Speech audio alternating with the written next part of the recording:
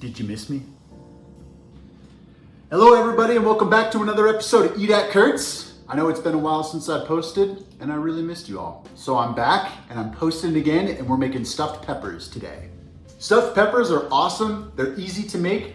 Personally, I'm pretty psyched about making these because I have not made stuffed peppers in ages. Okay, first things first. Actually, before we even talk about peppers, this recipe is gonna call for some cooked rice. I have a rice cooker and I just started my rice cooker with some rice in it. If you don't have a rice cooker, just make some rice. That's probably the first preliminary preparatory step before we even start talking about peppers. 2 cups of rice cooking in my rice cooker right now. And this recipe is gonna make 8 stuffed peppers. We'll see. The nice thing about stuffed peppers is if you have leftover filling, you can just eat it straight up. And if you don't have enough filling, you can just set aside one of your peppers and use it to cook something else later. Ultimately, what the entire process consists of today is we cut these open, we make some filling for them, which just consists of prepping some vegetables and some meat, cooking all that up, stuffing these peppers, and then baking them in the oven. That's really all there is to it. And with that, I'm gonna start preheating my oven to 400 degrees. All right, so the first thing you're gonna do is you're actually gonna prep your peppers by first taking off the sticker and washing, giving your peppers a rinse. Prep your peppers. So I like to cut them this way. And cut the top off without cutting off too much. And then kind of find your knife through all of the ribs internally here. And carefully remove this without spilling too many seeds. Save this. And then give these a little tap to get all the seeds out.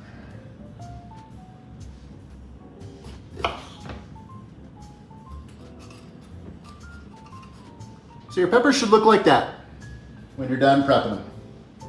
There's a lot of seeds in this one, holy cow.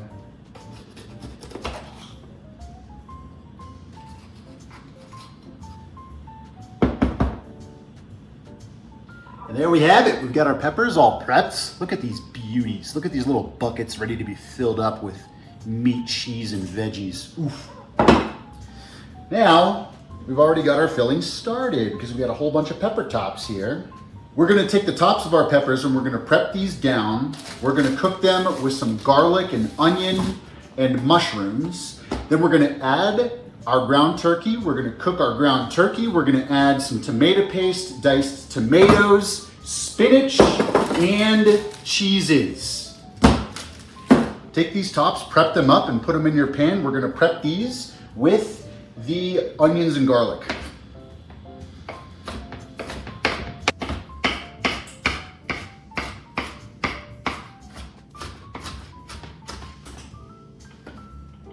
So we got our peppers prepped. Into the pan they go. Half an onion, diced.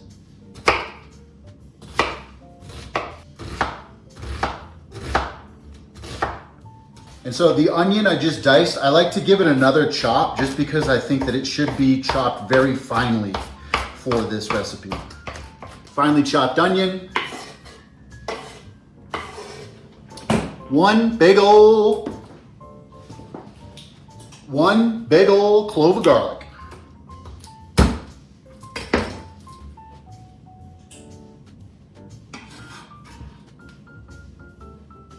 Handful of mushrooms. I'm gonna pick out 4 big boys here. Give them a rinse, give them a chop. I don't like chopping the mushrooms too fine. A little bit more rough. All right, here are our veggies. Meet me over at the stove. So we got our veggies on the stove, added a little bit of olive oil, a tablespoon, maybe 2 tablespoons of olive oil. And what we wanna do is we wanna start to cook this. We wanna sweat the vegetables. We wanna get our onions and peppers kind of nice and translucent. I also forgot, if you're grating fresh cheese, 1 cup of mozzarella and a 1/2 cup of Parmesan cheese. Get that grated so that you can put it in easily and conveniently later.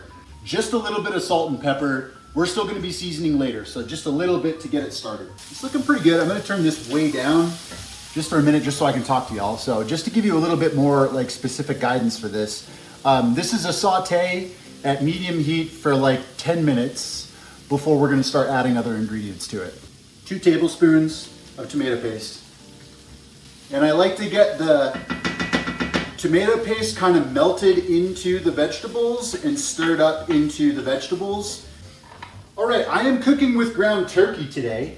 And whenever I cook with ground turkey, I like to do half lean turkey, half not so lean turkey. So this is 1 pound of 93% lean and 1 pound of 85% lean.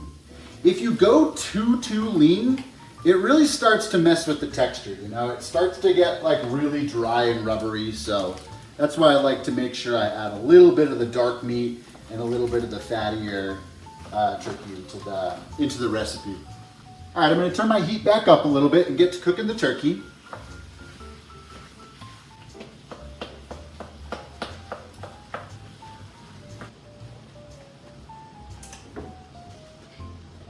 Okay, it is at this time that we can start adding some seasoning. For the exact measurements of all the recommended measurements for the seasoning, please see the link in the description for the link to my portfolio, which has the full recipe. But I'm gonna be adding some Italian season, basil, oregano, a little bit of paprika in a minute, and salt and pepper to our filling. Salt and pepper.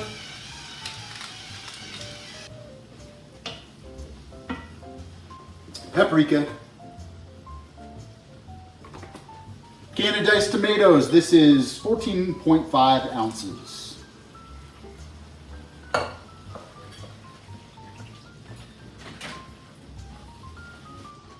Spinach. Spinach is always so weird to cook. Like, it takes up so much space when you put it in. In the end, you're barely even gonna notice that there's spinach in here. About a teaspoon of Worcestershire sauce.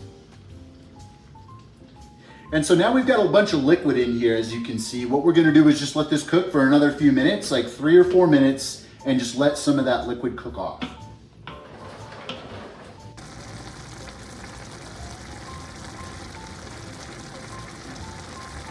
All right, I was not recording, so I messed that up. The best part, which is I turned the heat off and I added 1 heaping cup of cooked rice, and then I added 1 cup of freshly grated mozzarella and half a cup of freshly grated Parmesan cheese. And with the heat off, all of that should melt together and soak up together quite nicely. See, now it should start to look like a filling. See, it should start to look nice and gooey and sticky like that. I'm legitimately so mad at myself for forgetting to record that part. That is literally the best part, is putting the cheese in and having the cheese melt. And this is what our nice, delicious filling looks like. And now I think this part should be pretty self-explanatory. You're gonna stuff your peppers. Get the filling in there, and you should press it in firmly, but not like too tight.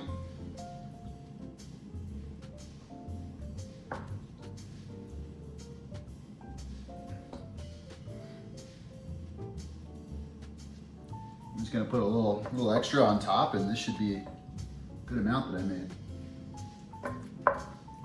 I'm having to like pile a little bit on top here, which is not a problem. Everybody likes piles of food, that is. And so let's see if I can show you this without totally screwing up everything I just did. There's our stuffed peppers. Right before we put some topping on them, not little pinches, big clawfuls of mozzarella cheese, and top these bad boys. And here they are, stuffed peppers, ready for the oven. The oven has been preheated to 400 degrees. These are going to cook in the oven for 30 to 45 minutes. So I just put them into the oven. Hey Siri, set a timer for 25 minutes. 25 minutes starting now. I'm gonna check on them in about 25 minutes. These meal prep really nicely too. So everything we just did to get us up to the oven, you can do that on like a Sunday night or something, and then just store your peppers with the cooked filling in the fridge, and then when you're ready to make them throughout the week, just put them into the oven. Another thing I should let you know is that you can use any kind of meat you want to fill this with. A lot of people, I think like the original OG stuffed pepper recipe calls for beef, ground beef as the filling. You know, I like to substitute everything with bison. I've never made bison stuffed peppers before, but you could totally do that. You could do ground chicken. I have always wanted to do it with sausage, at the very least, like some turkey sausage. That sounds amazing. So you can swap out the filling, the meat in the filling for pretty much anything you want. And you can swap out like almost all of the vegetables too. You can put zucchini in there, cucumber, yeah, whatever you want. So I checked on it after 25 minutes and they're looking good. So I placed gently and loosely a piece of tin foil on top of the peppers for the remainder of the cook. It has been 45 minutes. I let it go till 45 minutes. We're gonna pull our peppers out of the oven. And there you have it. Our stuffed peppers are done and out of the oven. We're gonna let these bad boys rest for 10 minutes. I'm gonna have a couple. Green? But here's what we do. So I usually like kind of tip them on their sides, and then I just kind of like pick the filling out, and then with the fork, I kind of cut up the pepper and get a little filling and pepper. I'm gonna get some of the filling out of my pepper. I'm gonna try some of the stuffing.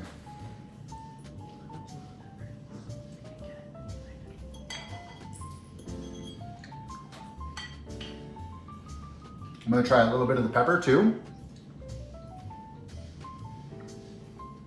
Soft. You can cut it with a fork. A little bit of bite to it though, so you know you got a pepper in your mouth. We gotta make this more often. And you should too, because stuffed peppers are awesome. They're simple, but they're delicious. I feel like everyone should know how to make stuffed peppers. Everyone should have their own stuffed pepper recipe. It should be like a signature, you know? Anyways, we're gonna go eat this. Thank you. Please come again. Bye.